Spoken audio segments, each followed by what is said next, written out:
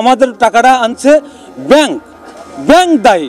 Bank কী করে আমাদের ব্যাংকের ফার দাবি, এই ব্যাংকের লোকজন যেহেতু আমাদের টাকা নিয়েছে, আমাদের টাকা ব্যাংকের কাছে দাবি। আমরা ব্যাংক এই বিশ্বজিৎ কোথায় রাখছে, কী করছে সেটা আমরা জানি না। এই ব্যাংকের লোক হলে এই ব্যাংক হচ্ছে, আমরা এই ব্যাংকের ফার বিশ্বাস করি টাকাটা দিছি, আমরা বিশ্বজিতের ফার বিশ্বাস করি না। ম্যানেজার দায়িত্ব, ম্যানেজার দায়িত্বে কী করবে, আমাদের দায়িত্বটা ম্যানেজার কী নেবে, ম্যানেজার দায়িত্ব। ব্যাংক দেখে বিশ্বজিৎ দেখে দেয় নেই, আর এই ম্যানেজার যা কথা বলতেছে সম্পূর্ণ মিথ্যা কথা পায়, এটা দায় সারানোর কথা বলতেছে উনি। তা আমরা বিশ্বজিৎকে 48 ঘন্টার মধ্যে মানে গ্রেপ্তারের দাবি জানাতেছি ভাই, বর্ডার ক্রস করতে যাতে না পারে ভাই।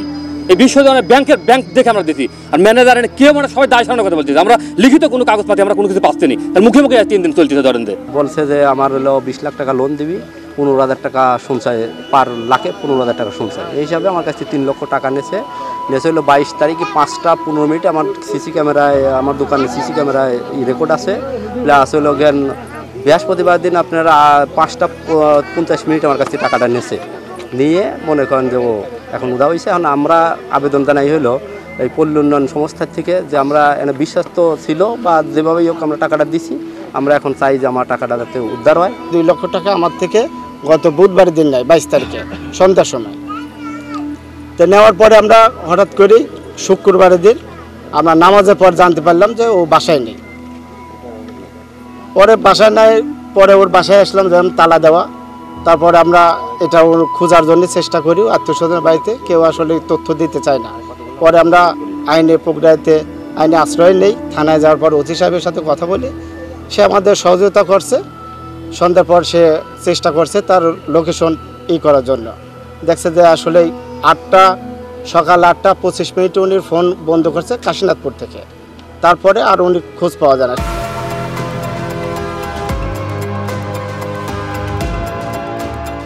বিশ্বজিৎ কুমার পাল আমাদের মোটা অঙ্কের লোন দেওয়ার কথা বলে আমাদের অনেক সঞ্চয় টাকা নিয়েছে, আমার কাছ থেকে 26,05,000 টাকা নিয়েছে এবং আমাকে বলছে যে 3 লাখে 20 লাখ লোন পাবে জনপ্রতি।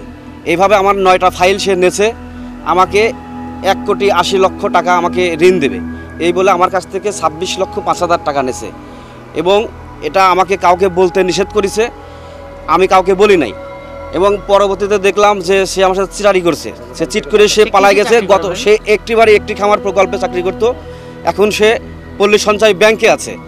তো এখন পরে দেখলাম যে সে চিটারি করে সে বাড়ি থেকে পালায় গেছে এবং তার পরিবার সহকারে তারা অনেক দিনের প্ল্যান করেই তারা গেছে। বিষয়টা আমরা বুঝতে পারি নাই, গত 2 দিন যাবৎ সে নিখোঁজ। আমরা দীর্ঘদিন যাবৎ এই সংস্থার সাথে বা আমরা জড়িত, প্রতি বছর লোন তুলতাম, রিকভারি করতাম। তো এবারে একটু বেশি অপশন দিল যে হুজুর 3 লক্ষ টাকা পর্যন্ত আপনার দেওয়া হতে পারে, তো এই জন্যে আপনি ওইটা রিকভারি করেন। তো আমার ছিল 80,000 টাকা, এরপরে আর 3 লক্ষ তুলতে আরও যা লাগে এটা অ্যাভারেজে দিয়ে আমি প্রায় 1,30,000 টাকা আমার পূর্বের লোন সহ 3 লক্ষ তুলতে যা লাগে দিলাম। তো এখন আমরা তো এই টাকাটা হাওলাত বাওলাত করে বিভিন্নভাবে সংগ্রহ করে দিলাম। এখন যে অফিসের মাধ্যমে অর্থাৎ যে সংস্থার মাধ্যমে এটা আমরা লেনদেন করি, তো অফিসও তো এটার দায়বদ্ধতা বহন করে। সাথে সাথে আমি থানায় জিডি করেছি, আপনাকে তো বললামই।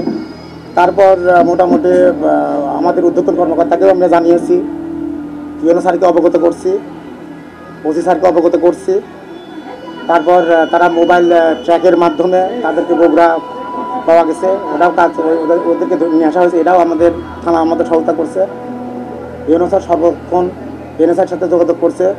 এনএসআই রবিবার তিনি সম্ভবত শ্বশুরবাড়ির ঠিকানা বিশ্বজিতের এই পাবনা জেলায় বা বাইরে কোথায় কোন পরিবার আছে প্রত্যেকটা ঠিকানাগুলো আমরা এদের কাছ থেকে আমরা কারেকশন করছি।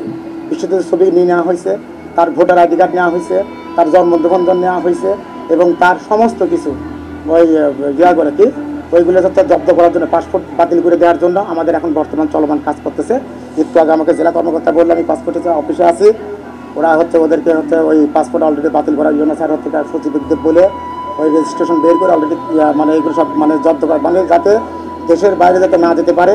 এখন বর্তমান এনএসআই থেকে শুরু করে প্রশাসন এই কাজগুলো করতেছে না, দায় এড়ানোর কোনো সবাই কাজ করতেছে। এটা বলতেছে যে স্যার বলতেছে যে আমরা সবাই মিলে কাজ করতেছে, এটা কোনো দায় এড়ানোর। আমি সর্বোচ্চ কাজ করতেছি এদের সাথে, আমি এটা শেষ না হওয়া পর্যন্ত ইনশাল্লাহ আমি সরবো না এদের কাছ থেকে। এই জিনিসটা উদ্ধার করার পর তারপর আমি এখান থেকে আমার স্বস্তি, আমার এটা আমি সর্বক্ষণ লেগে আছি।